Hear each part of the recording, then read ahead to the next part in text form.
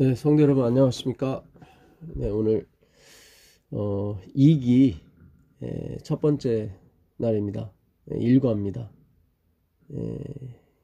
2기 교과의 제목은 가정의 사계절입니다. 그 봄, 여름, 가을, 겨울이 있는 것처럼 우리의 가정, 우리의 인생 속에서도 그런 희노애락이 사이클처럼 이번 주 교과 주제가 생애의 리듬이거든요. 그러니까 굴곡이 있다는 거죠. 예, 이번 기 교과는 그 북아메리카 지회의 그 가정봉사부 목사님 부부가 저주를 하셨습니다. 기억절은 전도서 3장 1절입니다. 범사의 기한이 있고 천하 만사가 다 때가 있나니. 그 리듬이라고 하는 것이 결국 때거든요. 어떤 시간에는 이렇게 높아지고 어떤 시간에 낮아지고 이제 사이클, 생의 리듬이 있는 것인데, 이번 주 그 교과의 제목은 어쨌든 좀 특이합니다. 그 전도서 3장 1절이 기억절인데요.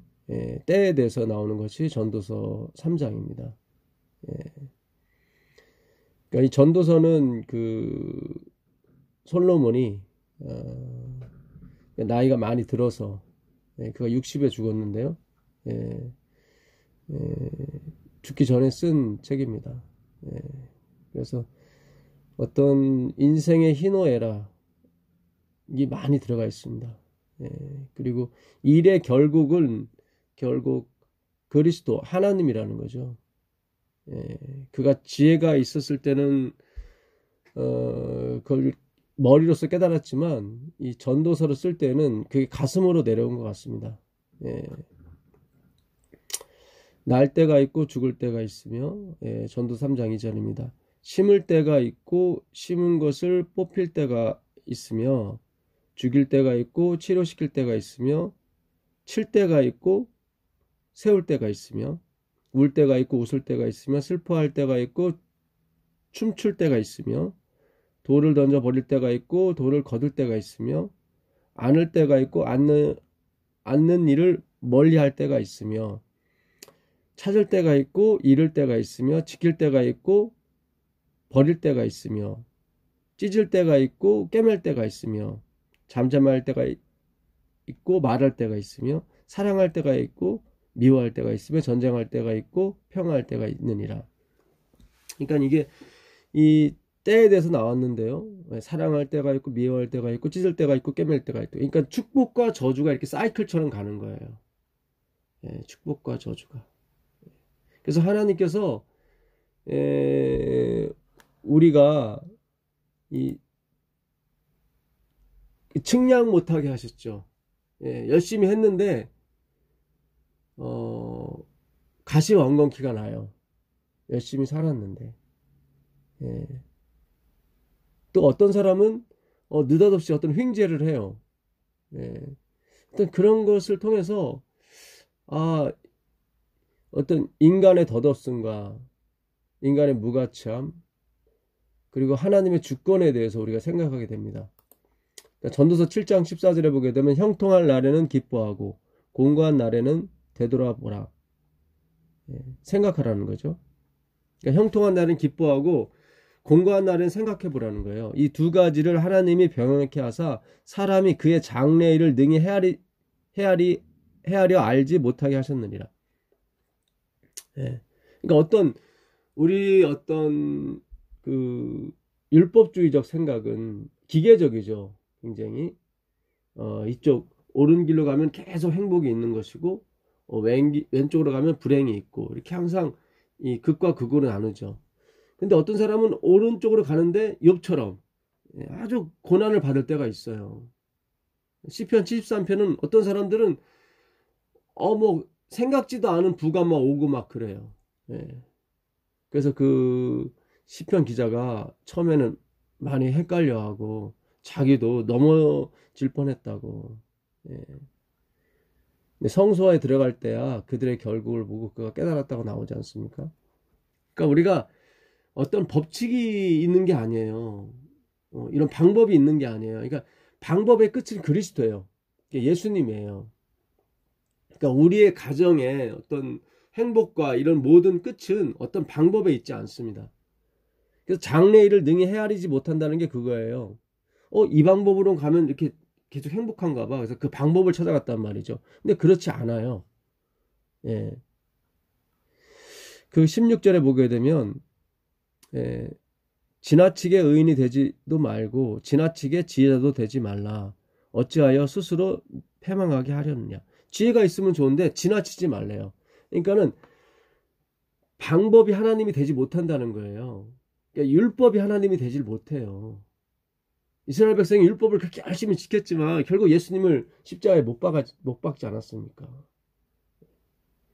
그러니까 율법이 가리키고 있는 바가 다른 목적이 있다는 거예요. 어떤 선한 열매가 아니라, 선한 열매인데 그 선한 열매가 뭐냐면 그리스도라는 거죠. 우리는 어떤 행함 쪽으로 갔는데 그게 아니에요. 예수님만 있으면 되는 거예요. 우리가 생각하는 선한 행위가 없어도 돼요. 왜냐하면 예수님 자체가 선함이거든요. 그분이 행위를 다 포함하고 계세요. 걱정하실 필요 없는 거예요. 그러니까 예수님이 우리의 가정의 주인이 되면 되는 거예요. 그걸 경험을 해야 거기서 선한 행위가 나오고 가정의 평화도 나오고 어떤 무례하지 않는 것도 나오고 그렇게 나온다 이 말이죠. 예. 그러니까 이번 주 교과 월요일날 태초 이제는, 땅이 혼돈하고 공허하며 하나님이 그 가운데 질서를 부여하셨다고 이렇게 말씀을 하시는데, 저의 생각은 그렇지 않습니다. 창세기 1장 2절에 땅이 혼돈하고 공허하다고 했을 때 혼돈이 마치 뭐가 있는데 이렇게 혼돈해서 거기서 질서를 부여한 것처럼 보이는데 그 히브리어 토우는 그런 뜻이 아니에요, 사실은. 그러니까 KJV 성경도 정확히 번역을 한 것 같아요. 폼니스예요. 그러니까 이 토우라는 히브리어, 땅이 공허하고 혼돈하고 흑암은 깊음 위에 있고 하나님의 신은 수면에 운행하시니라 그랬을 때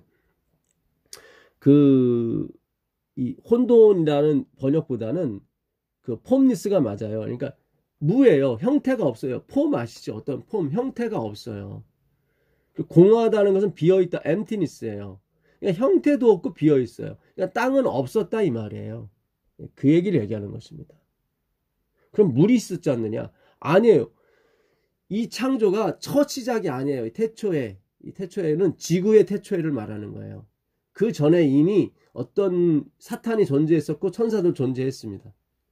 창세기 2장 그 9절에 보게 되면 그 아담을 만드신 다음에 그 땅을 지키게 하셨다고 나오거든요. 지킨다고 하는 것은 어떤 적대 세력이 있었다는 얘기죠. 악이 존재했다는 거죠. 그러니까 그 전부터 이미 어떤 창조가 있었어요. 그러니까 땅이 혼돈하고 공허하며 하나님의 신은 수면이 먼저 있지 않느냐. 수면이 그 전에 이미 창조가 됐던 거예요. 그래서 그 요한계시록 14장 그 6절에 가보시면 그 첫째 천사의 기별이 있습니다. 그 하늘과 땅에 그 물들의 근원을 만드신 이를, 다른 천사가 공중에 날아가는데 땅에 거하는 자들, 이건 6절이고요. 7절에 보시면 그가 큰 음성으로 가로되 하나님을 두려워하며 그에게 영광을 돌리라.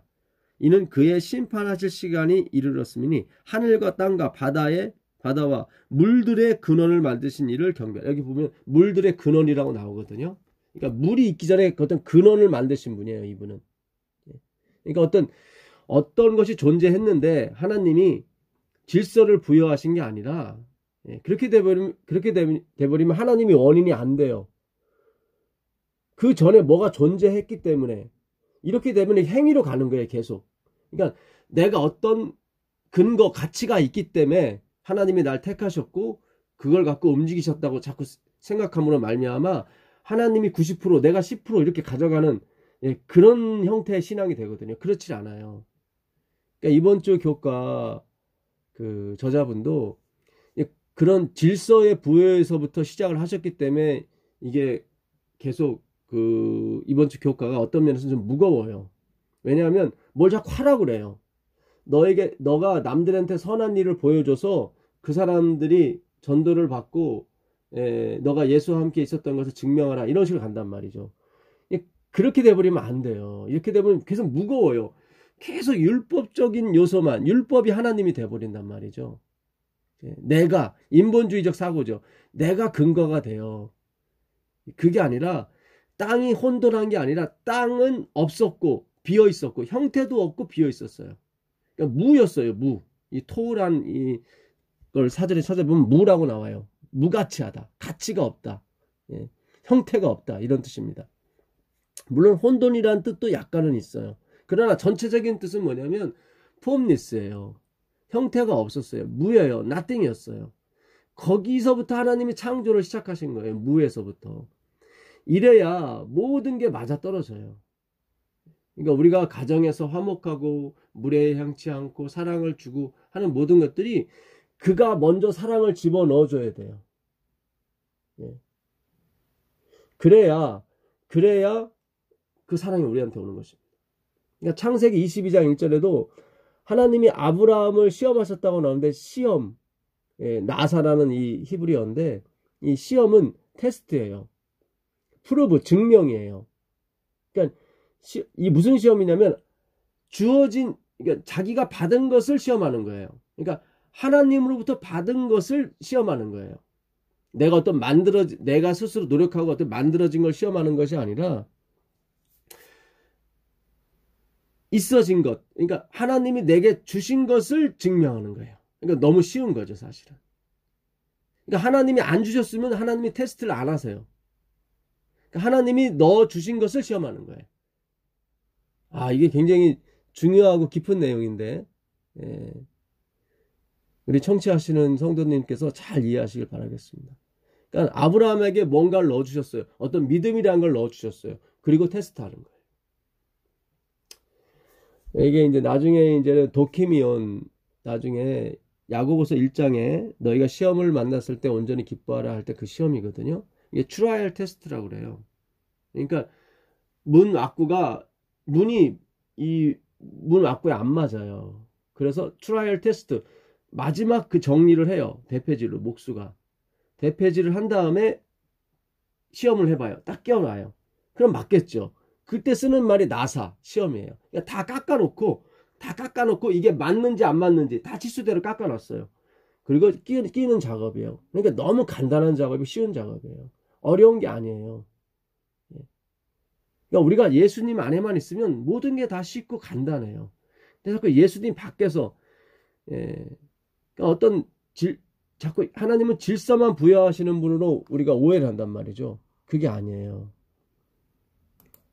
이미 그가 존재케 해놓고 그 다음에 질서를 부여하시는 거예요. 그 부분이 빠졌어요. 죄송한 얘기지만 이번 주 교과에 그분이 그 무에서 유를 만들었다는 그것부터 시작을 하셔야 되는데 이미 어떤 것이 존재하고 거기에 질서를 부여한다고 자꾸 하시니까 이미 어떤 약간의 가치가 있는데 거기에 가치를 더한 것으로 이렇게 비유될 수 있거든요. 그렇지 않습니다. 그래서 우리가 항상 어떤 방법을 찾아가고 이것이 진리인가 보다. 아니에요. 예수님이 진리예요. 그 방법을 만드신 분도 예수님이고 그러나 한 방법만 쓰지 않으세요. 수만 가지 수천 가지 방법을 사용하세요. 예수님은. 왜 수천 가지를 쓰시냐면은 그것이 하나님이 아니라는 거예요. 방법이. 그리스도가 하나님이고 그분이 최종적인 목적입니다. 그 일요일날 부자 선지자 114페이지 보게 되면 지구가 해마다 그의 소산물을 내며 태양 주위를 계속 공전하는 것은 고요의 힘 때문이 아니라 그러니까 지구가 약 600헥톤의 무게를 가지고 막 돌잖아요.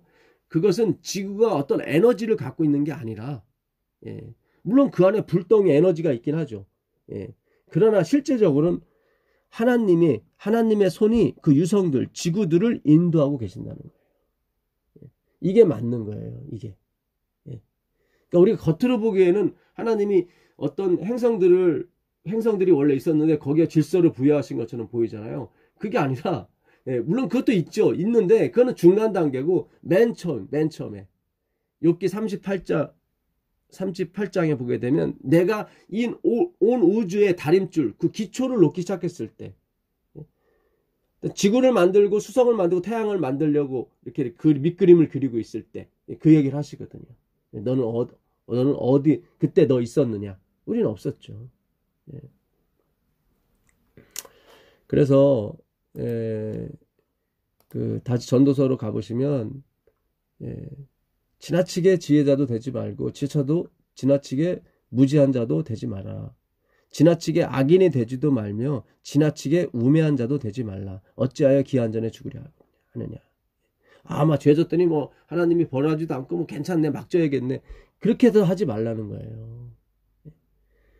하나님께서 지나친 의인에게도 생명을 주지 않으시고 지나친 죄인에게도 생명을 주지 않으신 것은 어떤 방법에 있지 않다는 거예요. 오직 하나님께만 있다는 거예요. 20절에 선을 행하고 전혀 죄를 범하지 아니하는 의인은 세상에 아주 없느니라.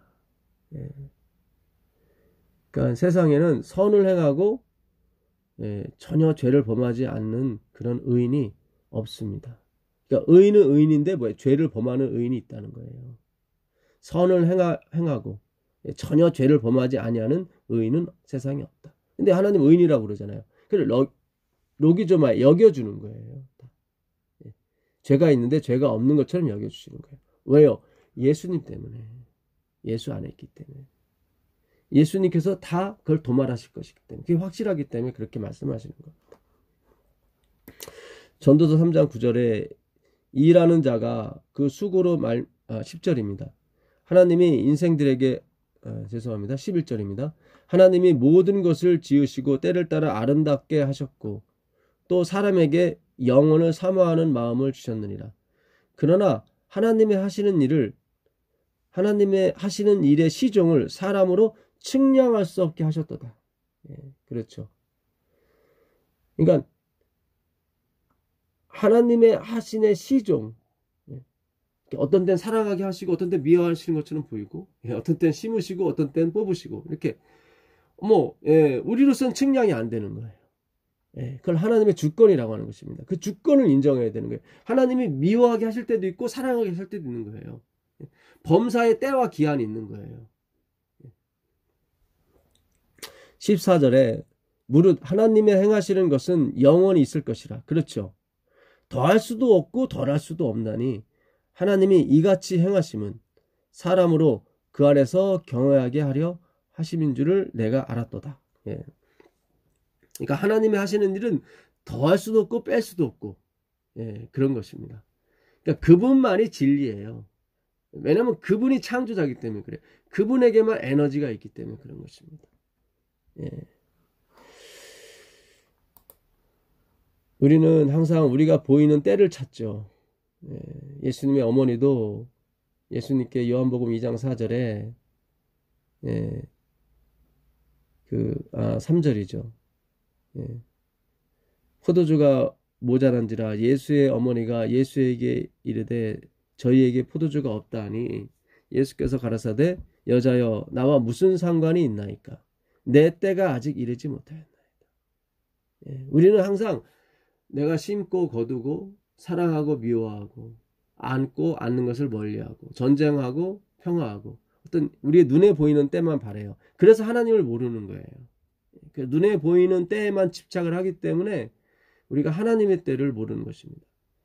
헬라어에는 그 하나님의 때와 카이로스죠. 카이로스. 그 다음에 크로노스, 인간의 때가 있습니다. 우리는 인간의 때만 보죠. 그래서 포도주가 없다고 그래서 자꾸 찾는 거예요. 그러나 하나님은 그 크로노스, 유한적이고 불안적이고 제한적인 그런 때를 찾는 것이 아니라 영원한 때를 찾으시는 거예요. 예수님은 영원한 기쁨을 주길 원하세요. 포도주만 만드는 것이 아니라 영원한 포도주, 영생이죠. 당신의 피죠. 영원히 기뻐할 수 있는 그 때를 찾으시는 거예요. 그래서 내 때가 아직 이르지 못하였다고 말씀하시죠. 십자가의 때를 말하는 것입니다. 요한복음 13장 1절에 6월절 전에 예수께서 자기가 세상을 떠나 아버지께로 돌아가실 때가 이른 줄 아시고 세상에 있는 자기 사람들을 사랑하시되 끝까지 사랑하시니라. 이게 바로 크로노스, 하나님의 때예요. 하나님의 때. 인간의 때는 심기 위해서, 거두기 위해서, 사랑하기 위해서 매진을 하죠. 많이 벌기 위해서 매진하고. 그게 인본주의의 때고 율법주의의 때인 것입니다. 갈라디아서 4장에 보시면 때가 참에 하나님이 그 아들을 보내셨다고 나오거든요. 그때도 이때도 크로노스가 아니라 카이노스예요. 근데 인간의 때는 무엇입니까? 인간의 때? 율법의 때죠. 율법을 지켜서 내가 복을 얻으려고 하고, 하나님께 잘 보이려고 하죠. 능력자가 되려고 하고 지혜자가 되려고 하죠. 그게 세상 초동학문입니다. 갈라디아 4장 3절에 이와 같이 우리도 어렸을 때 이 세상의 초동학문 아래 있어서, 이 어렸을 네피우스죠. 아무것도 몰라요, 사실은. 세상의 초동학문이 뭡니까? 약육강신이죠. 적자생존. 열심히 하는 사람이 원인과 결과의 법칙에 항상 매달리는 사람들이죠. 인과율에, 인과율. 저 사람이 착한 일을 하는 것은 뭔가 있기 때문에 그런 거야. 착하기 때문이야. 이런 식으로요. 저 사람이 성공한 것은 뭔가 지혜가, 능력이 있기 때문이야. 항상 인과율에, 저 사람이 벌 받는 것은 항상 죄를 졌기 때문이야. 항상 인과율. 이게 사탄이 만든 어떤 인과율의 법칙. 그러니까 인과율에만 의존하는 거죠. 눈에 보이는 인과율을 말하는 것입니다. 물론 하나님이 인과율을 만드셨어요. 반드시 원인이 있어야 결과가 있거든요. 근데 크리스찬들은 원인이 없는데 결과가 있어요. 말이 안 되죠. 내가 행한 것이 없는데 구원을 받아요. 말이 안 되죠. 아니요, 인과율 맞아요. 그 원인이 있는데 보이질 않는 것 뿐이죠. 그 원인이 뭐예요? 십자가, 예수 그리스도예요. 그게 원인인 거예요. 근데 세상의 초등학문은 보이는 그 십자가를 제거하고 예수님을 의지하지 않아요. 인간의 행위, 인본, 인간의 가치, 지위, 직위, 품성, 이거에 의존해서, 그래서 결과물을 자꾸 바라는 거죠. 그래서 보상주의가 나오는 것이고 율법주의, 유대주의가 나오는 것입니다. 이 세상의 초등학문이라고 번역된 이 스토이케야, 스토이케야는 그 베드로서 3장 그 10절에 그 세상에 그 뭡니까? 그 예수님 재림하실 때, 심판의 날 때 하늘이 물러가고 물질이 불에 풀어진다고 했을 때 물질을 말하는 거예요. 그러니까 이 세상의 초등학문, 그러니까 있는 사람이 없는 사람을 정죄하고 그거죠. 그러니까 율법은 정죄거든요, 세상에. 이 세상의 초등학문이에요. 그러니까 정죄 율법은 이제 사라지는 거예요. 왜냐면 예수님 십자가 돌아가셨기 때문에. 있는 사람, 적자생존이죠. 있는 사람이 더 잘 되고 없는 사람 못 되고, 있는 사람이 없는 사람을 지배하는 거죠. 그것이 세상의 초등학문이에요. 근데 그것이 스토이케아가 없어져요. 베드로후서 한번 가보겠습니다. 베드로후서 3장 10절. 베드로후서 3장 10절입니다. 그러나 주의 날이 도둑같이 오리니 그 날에는 하늘이 큰 소리로 떠나가는 게 아니라 다시 오는 겁니다. 그러니까 새 하늘이 되는 거예요. 번역이 조금 이게 잘못됐습니다. 물질이 뜨거운 불에 풀어지고, 이 물질이 뜨거운 불에 풀어지고 땅과 그 중에 있는 모든 일이 드러나리로다. 여기서 그 물질이라고 번역된 스토이케아, 이게 세상의 초등학문이에요. 똑같은 것입니다. 그러니까 율법주의, 정죄주의. 그러니까 정죄하는 율법은 사라지고 오직 하나님의 품성을 나타내는 그 율법만이 존재하는 거죠. 그러니까 새 하늘 새 땅, 그 카이로스라고 그랬죠.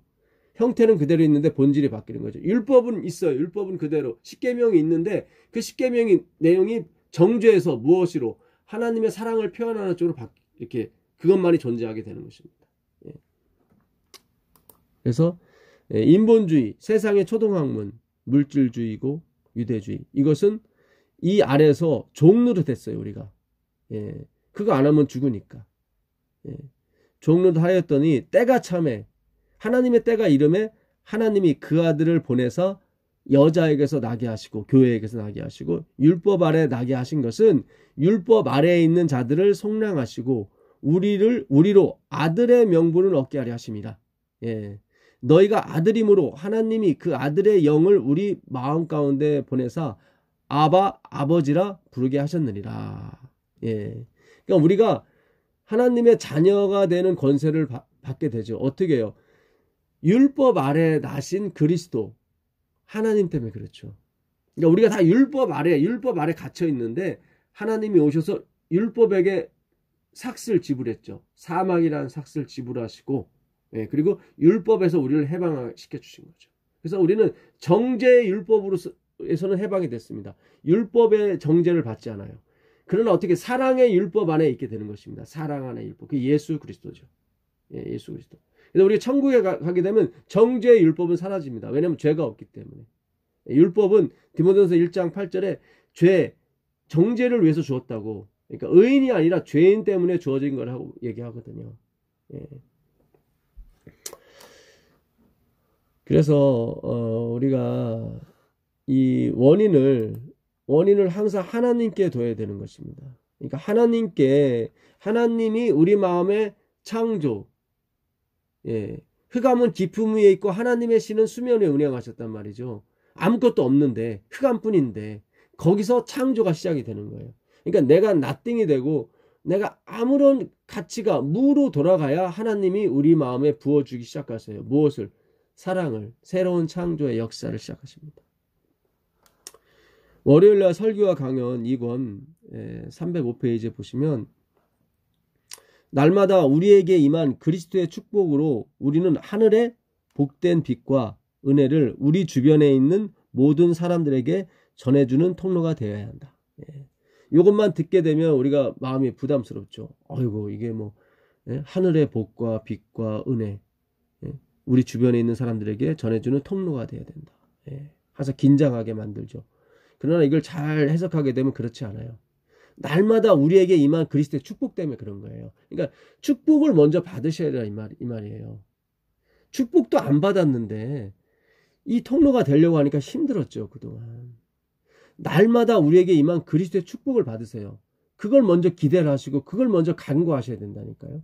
그리고 받으셔야 돼요. 받으신 걸 확인한 다음에 나가세요. 우리는 하늘의 복된 빛과 은혜 이걸 받아야 된단 말이죠. 우리 자꾸 상상 임신을 했어요. 많이.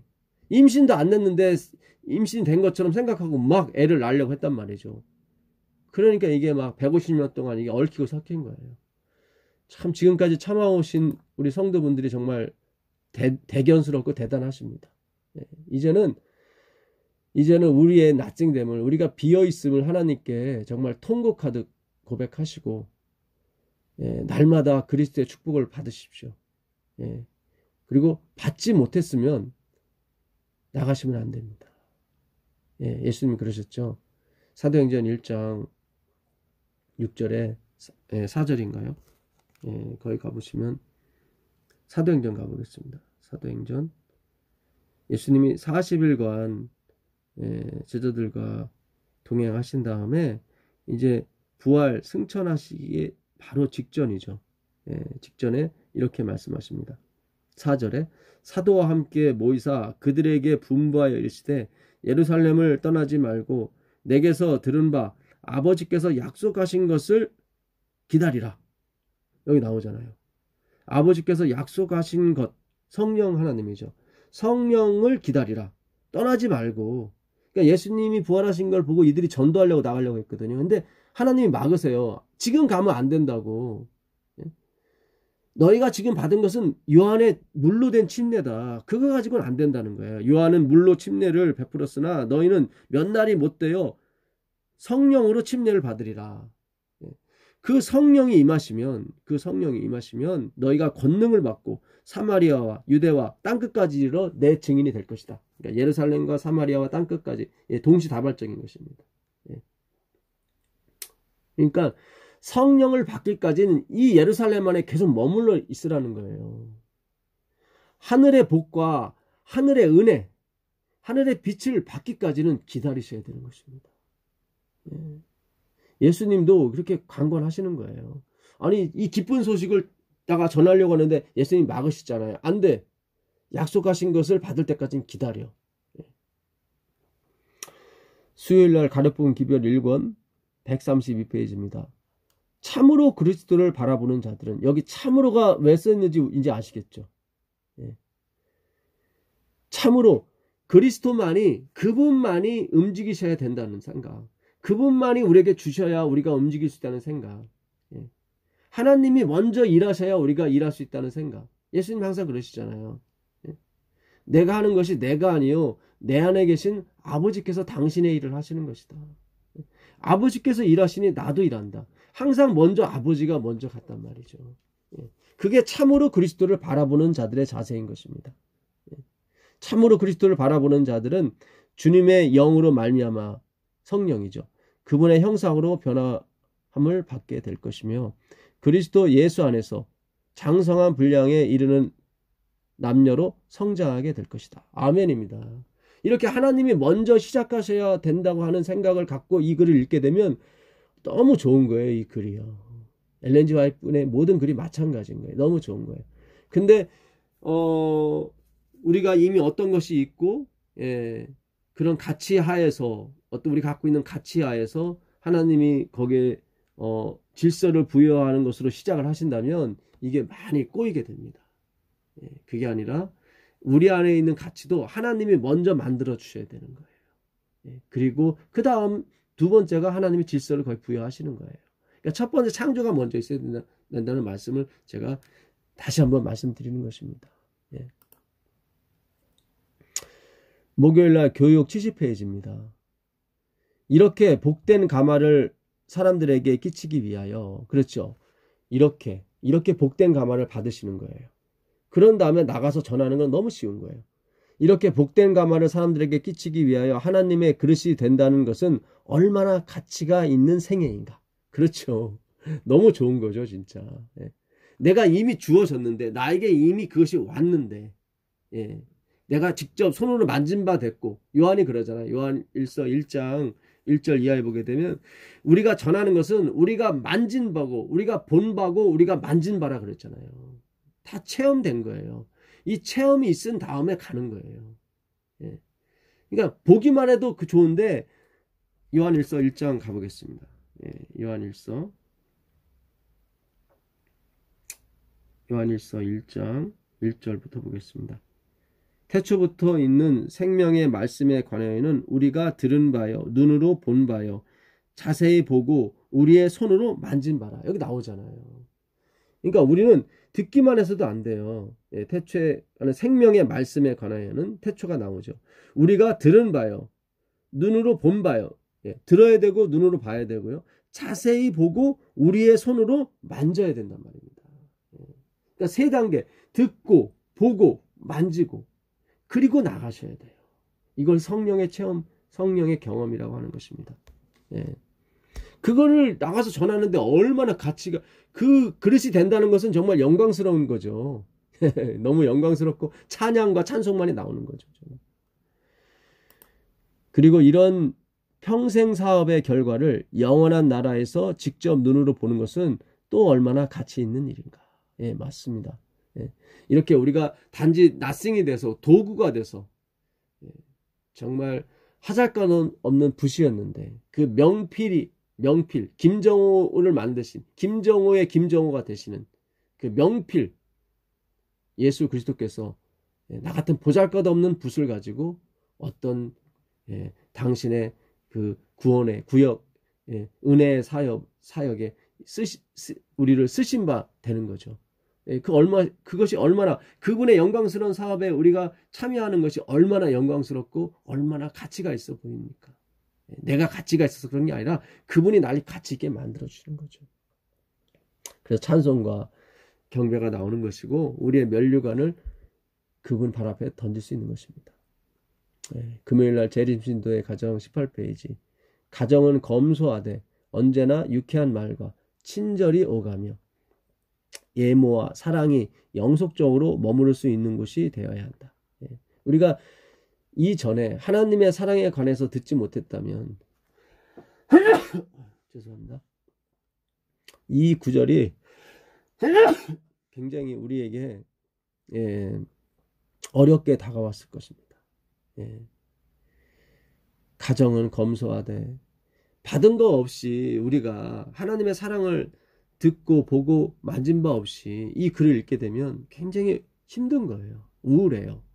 가정은 검소해야 되고 언제나 유쾌한 말과 친절이 오가며, 내 안에 이런 능력이 없는 상태에서 이 글을 읽으면 굉장히 부담이 된다, 이 말씀이죠. 요한은 그래요. 우리가 그를 사랑한 것이 아니라 그가 우리를 먼저 사랑했다. 그러니까 그 사랑이 먼저 와야 우리가 가족을 사랑할 수 있는 것입니다. 요한일서 4장을 가보겠습니다. 요한일서 4장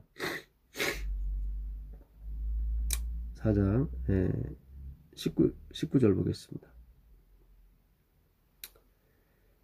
20절. 누구든지 하나님을 사랑하노라 하고 그 형제를 미워하면 이는 거짓말하는 자니, 보는 바 그 형제를 사랑하지 아니하는 자가 보지 못하는 바 하나님을 사랑할 수 없느니라. 당연하죠. 이 글은 사람을 먼저 사랑하라, 그런 뜻이 아닙니다. 19절에 답이 나와 있어요. 19절에 우리가 사랑하면 그가 먼저 우리를 사랑하였습니다. 그러니까 만약에 우리가 2만 명의 아이들을 키우고 하는 그런 사랑을 갖고 있다면 그 사랑은 먼저 하나님이 우리에게 부어주신 거예요. 반대로 말하면 그 사랑 없이 나가게 되면 고역이 되는 거예요. 내 의의가 되는 것이고, 희망이 없고 기쁨이 없어요. 행함은 있을지 모르죠. 행함은 있을지 모르겠지만, 다른 건 진정한 그 행함을 일으키는 그 사랑과 그 온유와 그런 영광은 없는 거예요. 다 자기에게만 영광이 있는 거죠. 그러니까 하나님이 우리를 먼저 사랑하신 거예요. 그러니까 그 사랑을 먼저 경험하셔야 돼요. 제발 그 사랑을 먼저 경험하시고 또 경험하시고 그 사랑에 넘쳐날 때 나가세요. 넘쳐나니까 어쩔 수 없이 나가는 거죠. 10절입니다. 사랑은 여기 있으니 우리가 하나님을 사랑한 것이 아니요 하나님이 우리를 사랑하사 우리 죄를 속하기 위하여 화목제물로 그 아들을 보내셨습니다. 이 화목제물, 카탈라소, 전에 말씀드렸죠.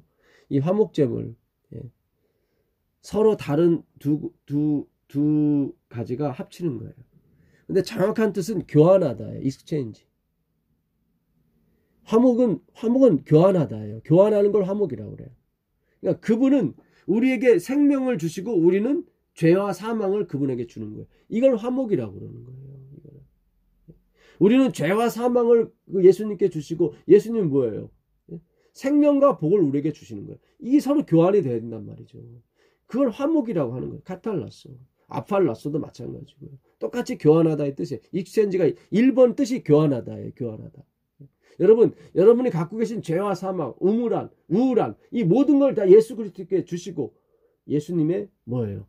화평, 화목, 친절, 검소, 유쾌함, 이것을 받기를 바라겠습니다. 그러니까 우리가 먼저 시인을 해야 되는 거예요. 주님, 저에게는 예모와 사랑과 이런 것이 없습니다. 친절, 유쾌한 말 없습니다. 검소도 없고요. 이것을, 내가 없는 것을 누구에게? 예수님께 먼저 드리셔야 되는 거예요. 그리고 예수님으로부터 유쾌와 예모와 사랑, 이것을 받으셔야 되는 것입니다. 그래야 그 가정이 화목하고 그 나라와 그 교회가 화목하게 되는 것입니다. 먼저 우리가 뭐예요? 땅이 혼돈하고 공허하고, 혼돈이 아니라고 그랬죠. 땅은 없고 다 비어, 겉 모양도 없고 속에도 없어요. 흑암을 깊음에 있고요. 거기에 하나님의 신이 운행하시는 것입니다. 이 놀라운 은혜가 이번 주 그 생애의 리듬, 우리의 어떤 굴곡적인 생애의 리듬에 함께 하셔서 그 생애의 리듬이 고와 저를 오가는 것이 아니라 항상 고만, 사이클이 위에만 항상 있게 되기를 간절히 축원합니다. 하늘에 계신 아버지 하나님, 우리 인생에는 사계절이 있습니다. 우리 가정에도 사계절이 있고요. 정말 주님의 은혜로 우리의 인생이 늘 봄과 같은 그런 온유함만이 존재하기를 원합니다. 주님 역사해 주시고 인도하여 주시옵소서. 우리의 황폐한 마음과 우리의 황폐한 생각들을 주님께서 회복시켜 주시고 오직 유쾌하고 기쁜 그런 마음들로 꼴지어질 수 있도록 허락하여 주옵소서.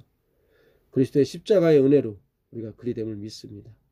우리 주 예수 그리스도의 이름으로 기도합니다.